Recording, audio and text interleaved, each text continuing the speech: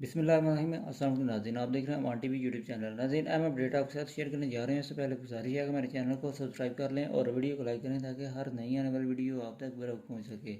नाज़रीन, मुस्लिम लीग नून ज़िला गुजरात के एक बड़े रहनुमा ने बाकायदा तौर पर काफ लीग में शमूलियत इख्तियार कर ली है। तफसीलात के मुताबिक चौधरी आबरदा कोटला के करीबी साथी मुस्लिम लीग नून के एक मुतहरिक रहनुमा चौधरी आजम वड़ाइज ने मुस्लिम लीग काफ को ज्वाइन कर लिया है। हल्का N64 यूनियन कौंसिल गाखड़ा कलां, जहाँ से ये साबिक नाजिम और साबिक चेयरमैन भी रह चुके हैं, उन्होंने बाकायदा तौर पर चौधरी सालिक हुसैन की क़ियादत में काफिले को ज्वाइन कर लिया है। इस हल्का से चौधरी अलीमुल्लाह वड़ाइज भी मैदान में हैं, जिनका ऐलान हाल ही में चौधरी आबर रजा कोटला ने किया था अपने पैनल का।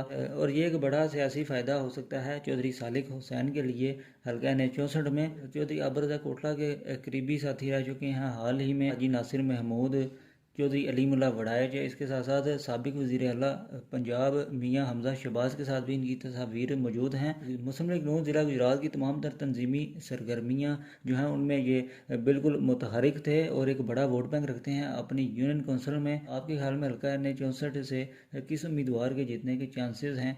कमेंट बॉक्स में अपनी राय से ज़रूर आगाह करें। अगली वीडियो तक के लिए दीजिए इजाज़त। अल्लाह हाफ़िज़।